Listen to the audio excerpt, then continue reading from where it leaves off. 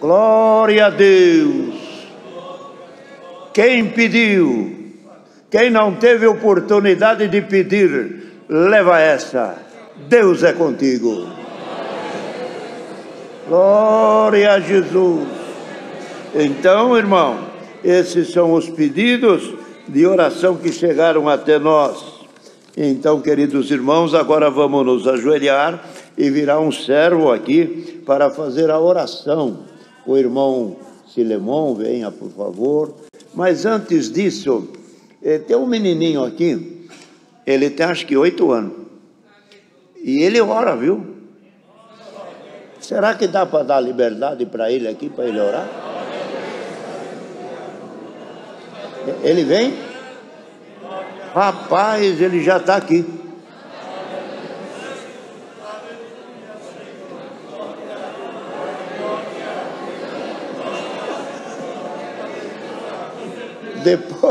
Depois Deus dá oração para o senhor, pode vir aqui também. Você vai fazer oração naquela espontânea? Na espontânea. Então, apresenta o culto, pede a Deus a palavra, tá bom? Aquilo que você já sabe pedir. Benção para levar essa enfermidade longe de toda a humanidade. Então tá, já está preparado? Vamos orar a Deus.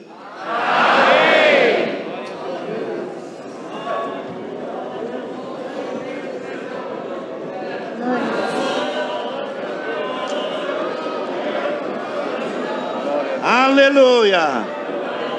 Eu vou falar, você vai repetir? É isso? Pode ser. Ou você vai orar? Eu oro. Então ora. Senhor, mais uma vez aqui, estamos aqui neste culto, Senhor,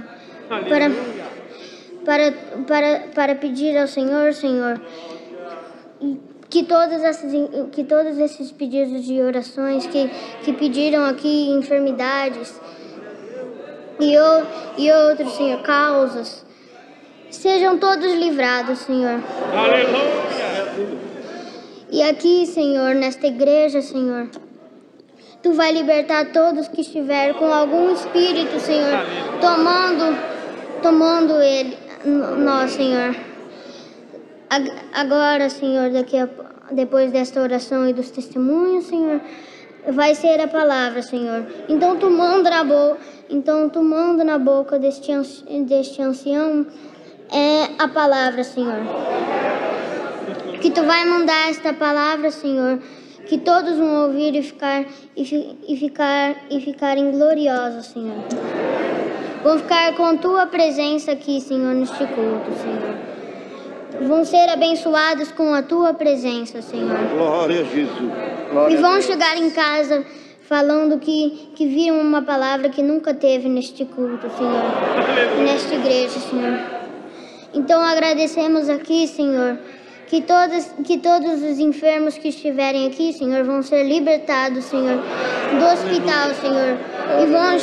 E vão chegar em casa, Senhor, falando glória a Deus, Senhor.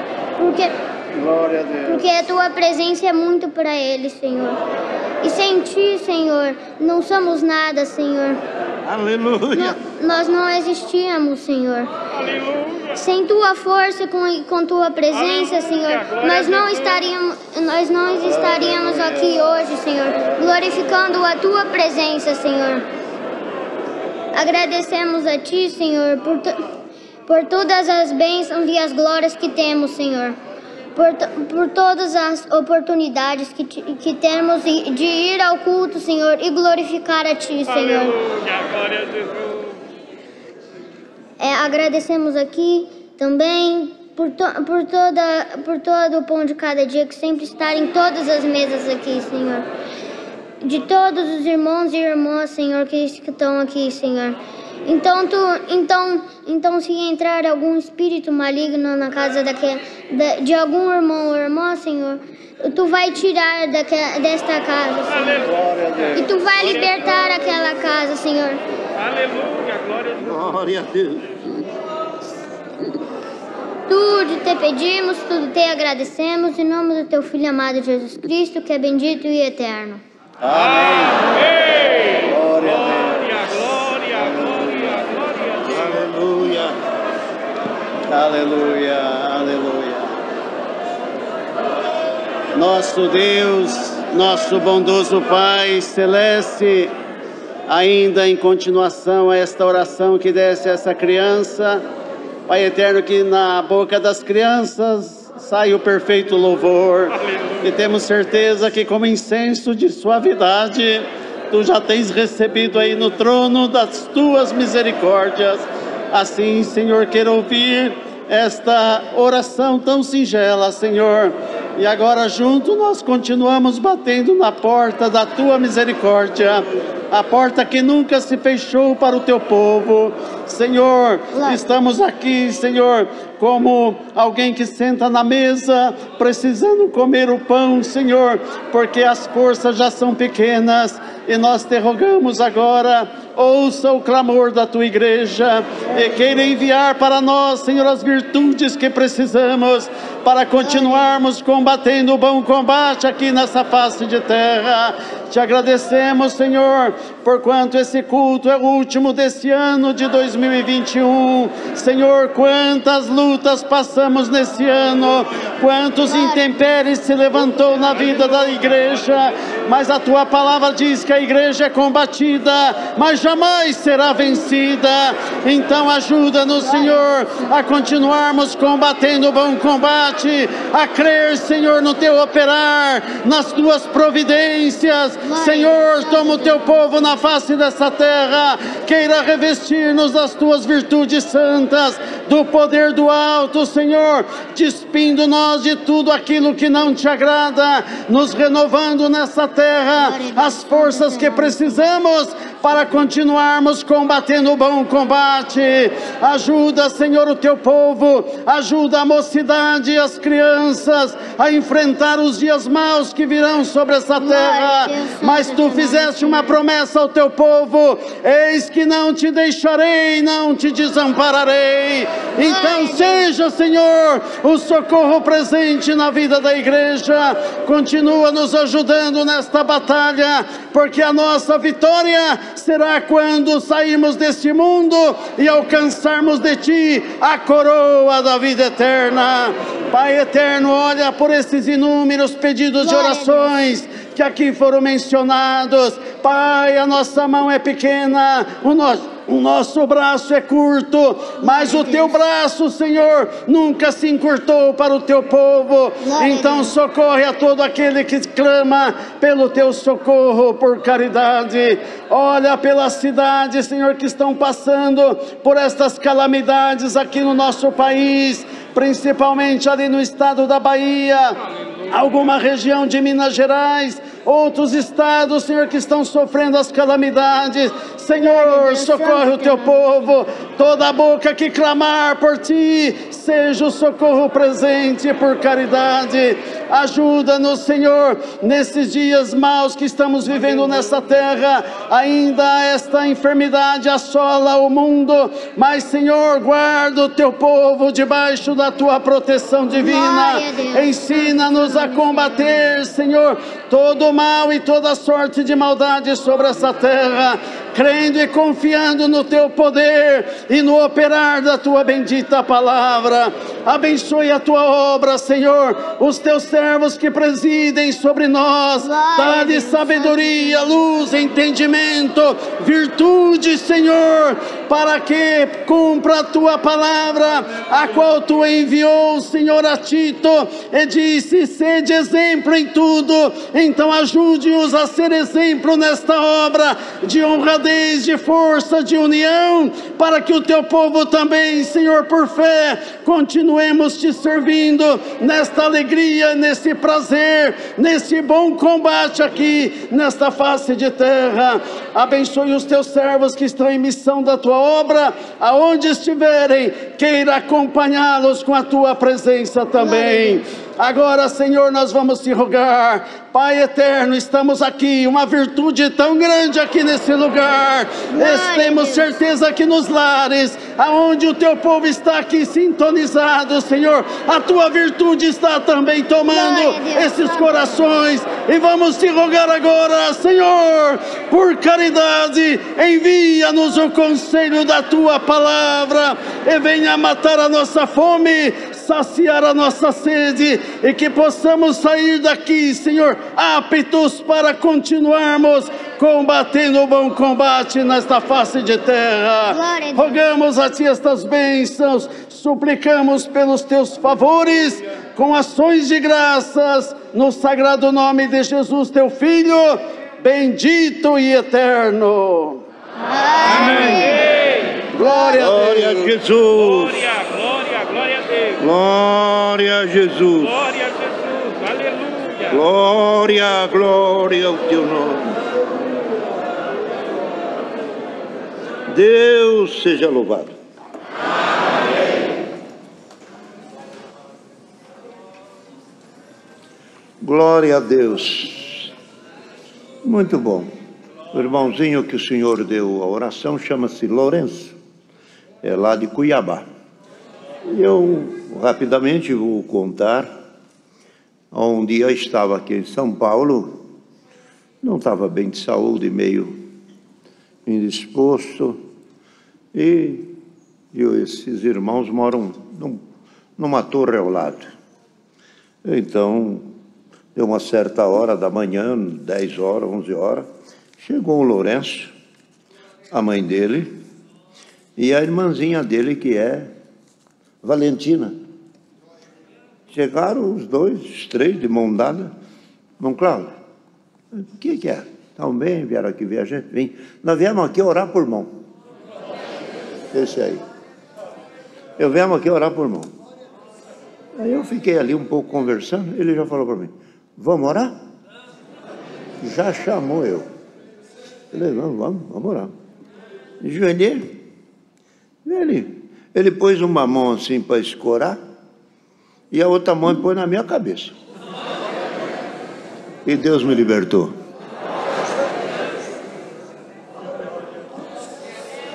É isso aí.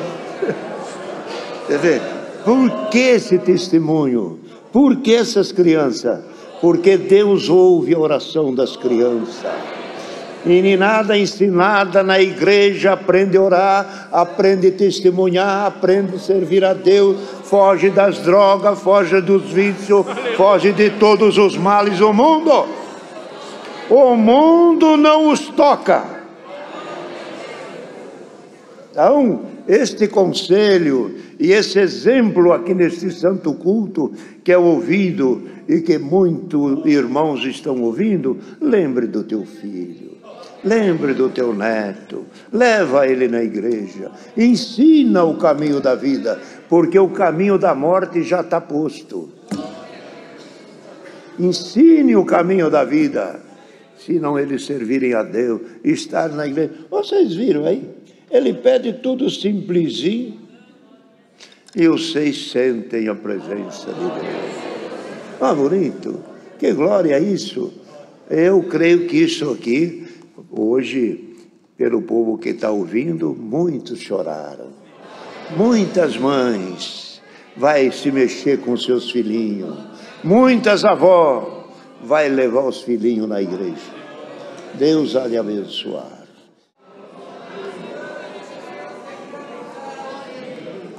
Deus seja louvado, irmãos. Vamos ler a palavra que o Senhor nos traz. Está no livro de Êxodo.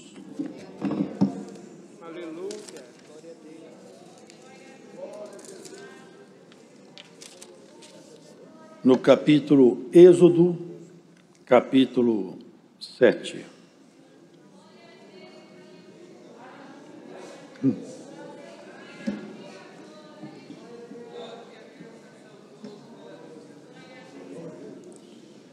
Então disse o Senhor a Moisés: eis que te tenho posto por Deus sobre Faraó, e Arão, teu irmão, será o teu profeta.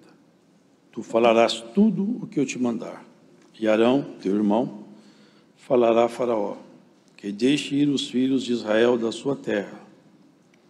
Eu, porém, endurecerei o coração de Faraó e multiplicarei na terra do Egito os meus sinais e as minhas maravilhas. Faraó, porém, não vos ouvirá. E eu porei minha mão sobre o Egito e tirarei os meus exércitos e o meu povo, os filhos de Israel, da terra do Egito, com grandes juízos. Então os egípcios saberão que eu sou o Senhor, quando estender a minha mão sobre o Egito e tirar os filhos de Israel do meio deles. Então fez assim Moisés e Arão, como o Senhor lhes ordenara, assim fizeram. E Moisés era da idade de 80 anos e Arão da idade de 83 anos, quando falaram a Faraó. E o Senhor falou a Moisés e Arão, dizendo: quando o Faraó vos falar, dizendo, fazei por vós algum milagre, dirás a Arão, toma a tua vara, e lança diante de Faraó, e se tornará em serpente. Então Moisés e Arão entraram a Faraó, e fizeram assim como o Senhor ordenara. E lançou Arão a sua vara diante de Faraó, e diante dos seus servos, e tornou-se em serpente. E Faraó também chamou os sábios, os encantadores e os magos do Egito, e fizeram também o mesmo com seus encantamentos, porque cada um lançou sua vara, e tornaram-se em serpentes, mas a vara de Arão tragou as varas deles. Porém o coração de Faraó se endureceu, e não os ouviu, como o Senhor tinha dito. Até aqui, amém.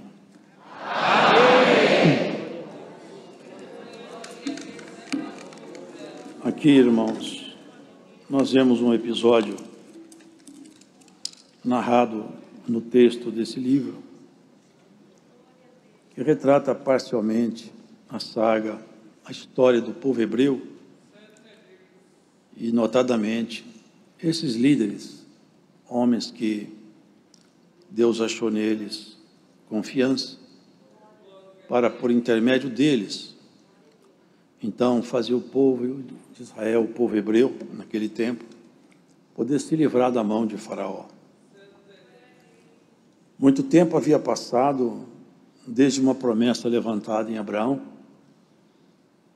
O texto bíblico fala de 430 anos, e eles estavam agora no momento de abandonar, fugir, se livrar daquele jugo pesado que Faraó estabeleceu sobre a casa dos hebreus.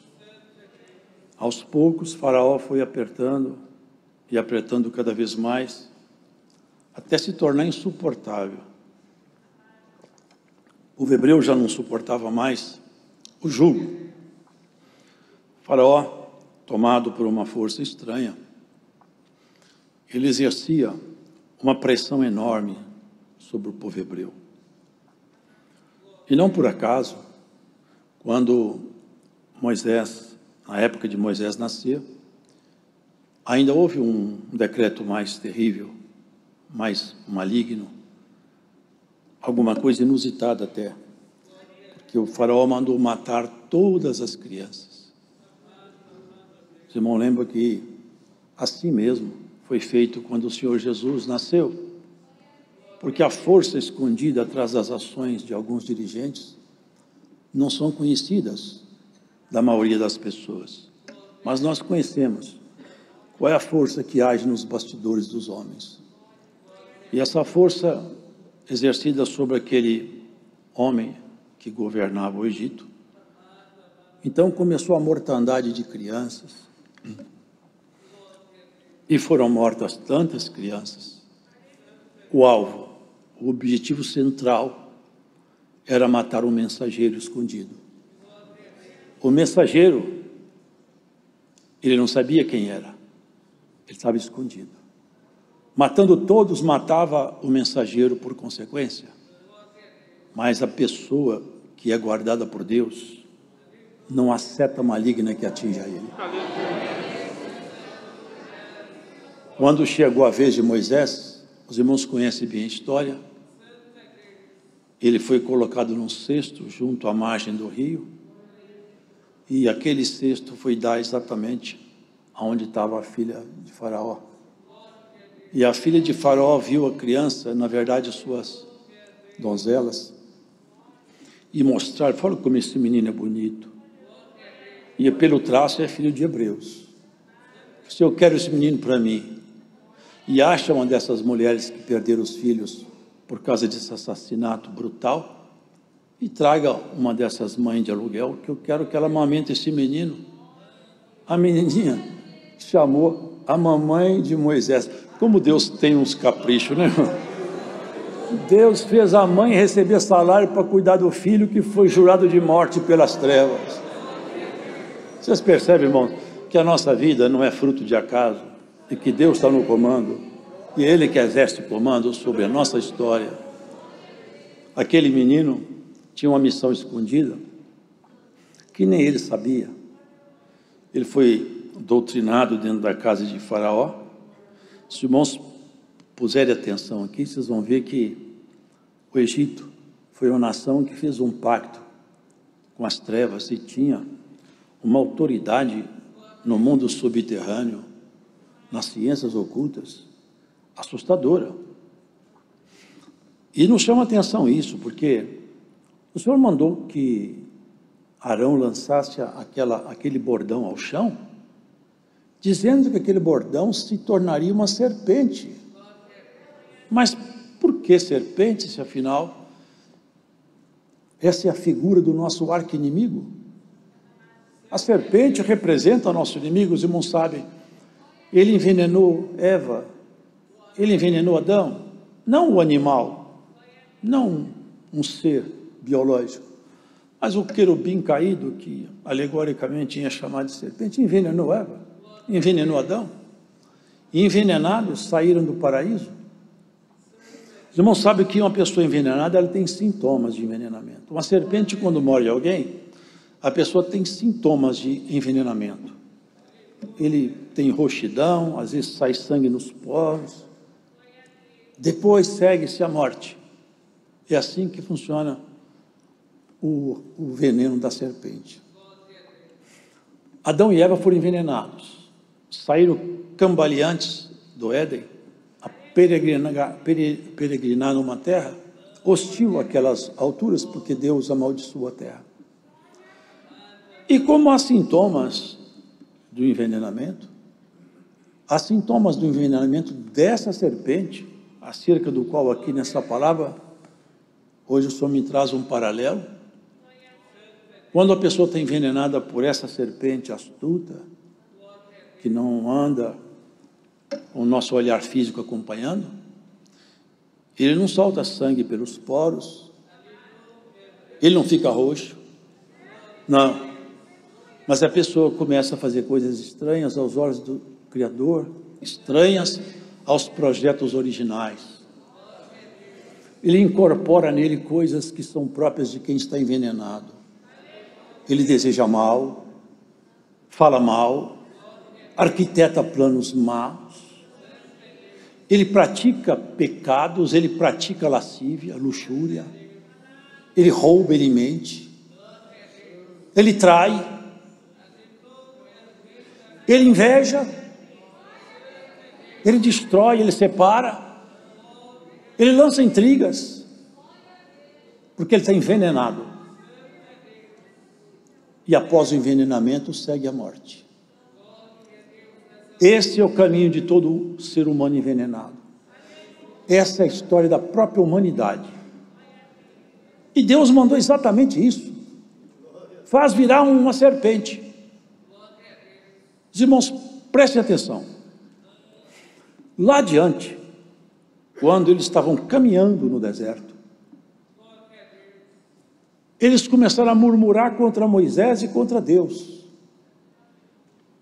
Esse veneno, que já estava desde Adão, atuava sobre eles em forma de rebelião, porque a rebelião é uma forma de envenenamento. Quando eles ficaram revoltosos, Deus enviou serpentes ardentes no deserto que morderam aqueles homens. E eles começaram a morrer um após o outro. E à medida que morriam, Moisés intercedeu, como ele sempre fazia. E Deus falou: faça uma serpente de metal. Olha que coisa estranha. Levante essa serpente na ponte de uma haste. E todo hebreu envenenado, traga ele até aqui. Fala para ele olhar a serpente lá em cima da haste. Quando ele colocar os olhos naquela serpente lá em cima, eu anulo o veneno no corpo dele. O veneno vai ser anulado só quando ele olhar para a serpente levantada. E Paulo fala sobre isso. Assim como Moisés levantou a serpente, o Senhor levantou lá na cruz o seu corpo, para que todos que olharem em Cristo crucificado e crê nele, todo o veneno da serpente tem que sair de nós. E à medida que nós olhamos para Cristo, esse veneno maldito que mudou a sociedade, transforma o ser humano, faz a sociedade andar na lama do pecado, se arrastando em pecados que hoje se tornam cada vez mais inomináveis. O crente purificado, ele já não pisa na lama, ele já não se rasteja nesse charco de lodo que é a sociedade atual, anda se divertindo com ela, mas ele se põe à parte, ele se põe num caminho alto e plano, cujo nome é salvação. Por isso, creio eu, o Senhor fez isso de propósito, faz virar uma serpente, o primeiro sinal. Mas os magos, tomados de uma força diabólica e de um poder subterrâneo, fizeram os mesmos e eram muitos, lançaram pelo chão os seus bordões e todos viraram serpente. Só tem um detalhe: a serpente transformada no bastão de Arão, foi Deus que transformou. Ela saiu e engoliu aquelas serpentes todas e venceu aquela guerra. O nosso corpo, irmãos, é o corpo da morte, porque nós trazemos um veneno dentro de nós, e esse veneno só pode ser anulado se nós olharmos para Cristo crucificado. Só a nossa fé em Jesus pode tirar de nós esse veneno letal, que leva o homem até as portas do inferno. Uma vez crendo em Cristo, vivendo uma vida na graça, esse veneno vai deixar de agir gradativamente, até que você seja completamente saneado e saneado, e nenhum mal mais consiga penetrar dentro do seu espírito, porque é o coração que envenena, não são as artérias, não é a nossa circulação, é o nosso ser interior. Cristo, o nosso Senhor, se fazendo homem. Por que Adão saiu do Éden? Adão saiu do Éden porque ele pecou. Ele se fez homem mortal porque ele pecou. Ele morreu porque ele pecou. Jesus desceu aqui porque nós pecamos. E ele morreu porque nós pecamos. E Adão saiu do Éden para entrar na morte. Jesus entrou na morte para nos levar para a vida. Abriu as portas do céu, quebrou as cadeias, tirou os ferrolhos.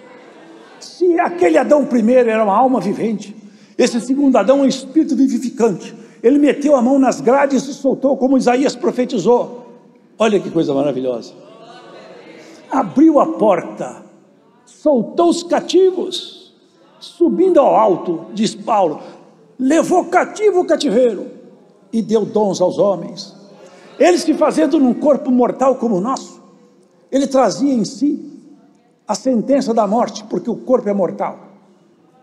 Mas ele não morreu de velho, não morreu de uma doença, ele morreu por causa de nossos pecados. Ele subiu na cruz, ele falou: ninguém toma a minha vida, eu mesmo a dou e torno a tomá-la de volta da morte.